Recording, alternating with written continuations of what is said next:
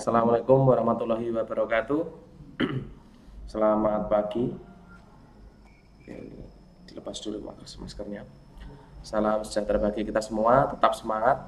Siswa-siswi kelas 7, kelas 71, kelas 72, 73 di SMP Negeri 1 Melinting. Di pertemuan kedua pada mata pelajaran PPKN pada hari ini, Bapak akan memberikan materi di awal bab 1 ya. Nanti silahkan kalian simak baik-baik, kalian perhatikan. Kemudian untuk penugasannya mungkin terselip di antara video yang akan Bapak berikan. Mungkin langsung saja, kalian tetap semangat walaupun ini masih pembelajaran daring, walaupun masih pandemi. Usahakan tetap protokol kesehatan ya, kemanapun, dimanapun, tetap 5M. Kemudian tidak perlulah keluar-keluar kalau itu memang tidak darurat atau tidak sangat penting sekali. Pendidikan Pancasila dan Kewarganegaraan tetap memakai buku paket yang ada di atas ini ya. Ini untuk K13 yang digunakan untuk 1 tahun. Namun karena kita masih masa pandemi, tentu saja hanya pakai kurikulum darurat. Kemarin sudah Bapak jelaskan bab-babnya. Nah, pada kesempatan ini di pertemuan kedua, ini kita akan mengawali bab pertama tentang sejarah perumusan Pancasila sebagai dasar negara. Bagaimana proses Pancasila itu ada, tidak serta-merta, tidak simsalabim, semua ada prosesnya, bahkan sejarahnya sangat pahit sekali kalau kalian mau membaca-bacanya.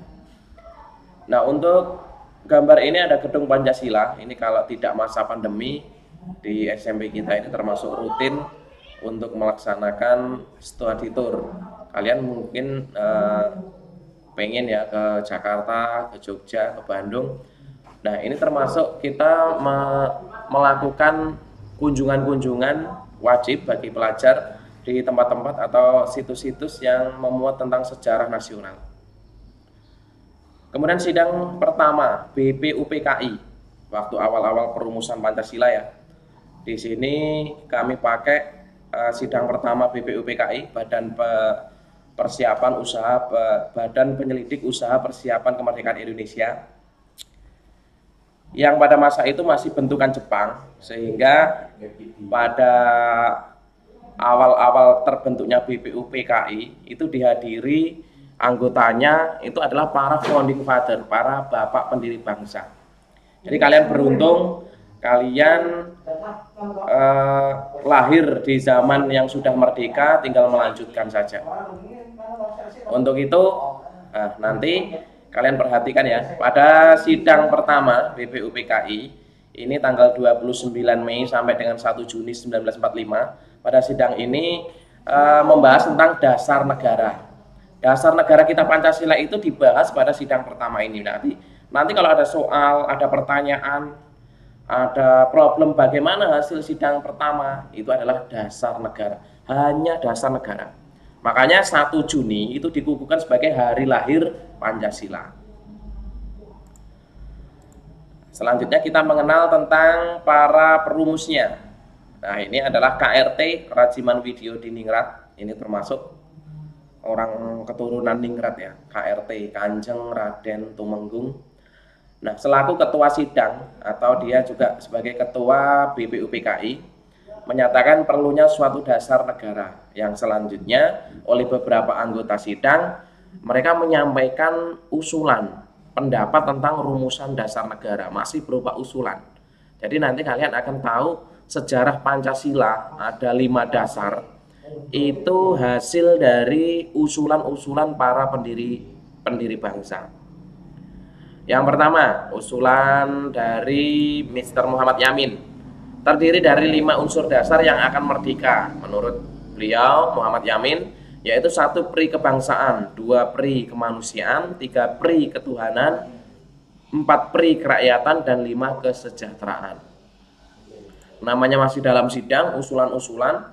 Ada pendapat lain lagi dari Supomo.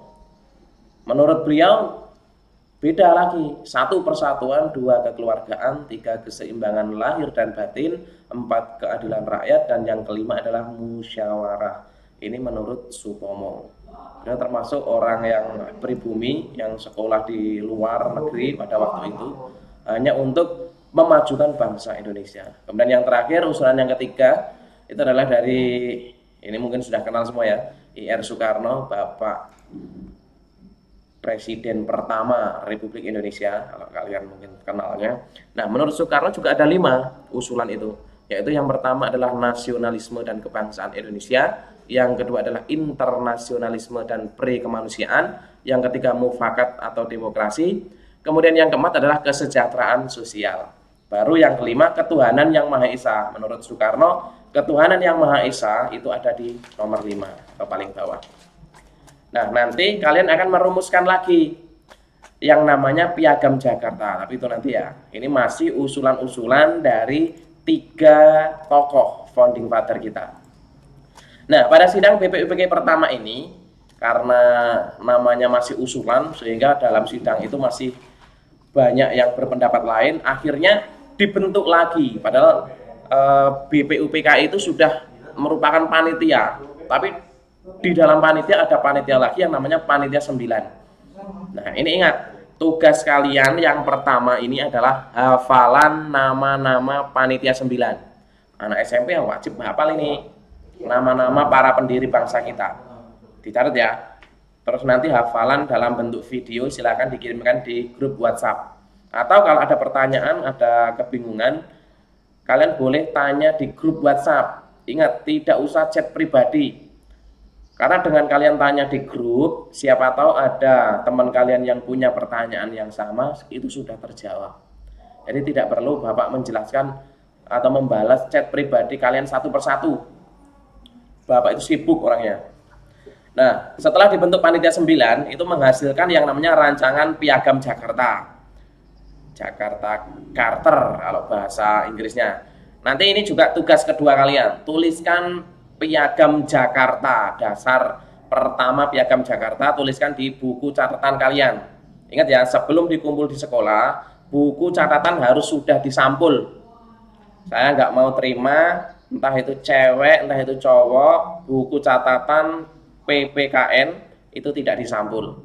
Itu ciri-ciri anak yang jorok. Nah, kalian kan bukan anak yang jorok ya, makanya nanti tetap disampul. Kemarin ada yang ngumpul tidak Bapak nilai, itu karena tidak disampul, telanjang bukunya. Nah, selanjutnya tentang sejarah perumusan Pancasila sebagai dasar negara. Ini lambangnya atau simbolnya adalah burung Garuda. Kemudian nanti ada secara psikologi, secara historis, semuanya ada historisnya masing-masing. Itu insya Allah akan kalian pahami lebih lanjut, akan kalian kupas tuntas. Itu ketika kalian usia SMK, mengenai jumlah bulunya dan lain-lain sebagainya, makna kepala banteng, makna bintang, itu ada di materi SMA atau SMK. Untuk SMP kita cukup sekian. Ini tentang materi jadinya Garuda Pancasila. Nah, kemudian selanjutnya adalah tentang hubungan bagaimana 7 Agustus 1945 itu setelah menyelesaikan tugasnya BPUPKI dibubarkan dan digantikan dengan PPKI. Ingat, kalau BPUPKI bahasa Jepangnya adalah Dokuritsu Zumbi Susakai, sedangkan PPKI itu adalah Dokuritsu Zumbi Inkai. Ini biasanya sering sekali keluar di ulangan-ulangan semester. Makanya Bapak ingatkan, setidaknya kalian hafal untuk bahasa Jepang yang paling penting-penting saja, khususnya ini untuk PPKI dan BPUPKI. Nah, kemudian bagaimana, kenapa Jepang bisa akhirnya tunduk? Karena akhirnya menyatakan kekalahannya pada sekutu atau pada Amerika ya, setelah dijatuhi bom atom di kota Nagasaki dan Hiroshima. Nah, mungkin ini kita untuk pertemuan yang akan datang, nanti akan Bapak putarkan proses penjatuhan bom atom oleh sekutu ke 2 kota itu ya, Nagasaki ataupun Hiroshima. Nah, pada 14 Agustus Jepang sudah menyerah tanpa syarat, sehingga akhirnya Indonesia bisa leluasa untuk mempersiapkan kemerdekaannya secara mandiri. Kemudian kekalahan Jepang tersebut ternyata diketahui oleh golongan muda. Jadi awal-awalnya kan dulu tidak seperti sekarang ya, ada internet, ada televisi, berita cepat sekali menyebar. Dulu itu lama, radio saja jarang. Makanya waktu itu golongan muda yang sangat proaktif dalam mencari berita internasional, berita nasional. Itu semuanya yang mengcover adalah golongan muda. Mereka kemudian menginginkan kemerdekaan itu segera diproklamasikan secepatnya.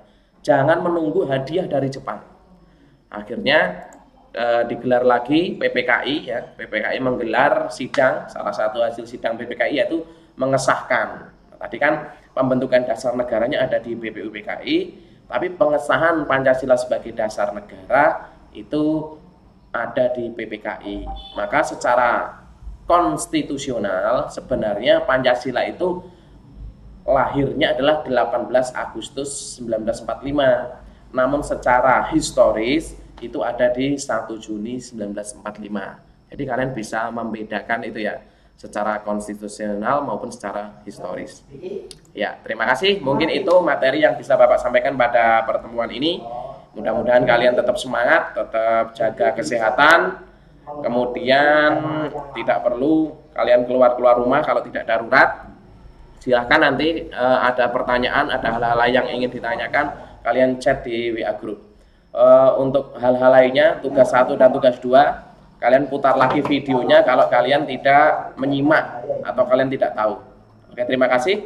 Bapak akhiri, wassalamualaikum warahmatullahi wabarakatuh. Tak ingatkan Diki, yang penting grup yang lama itu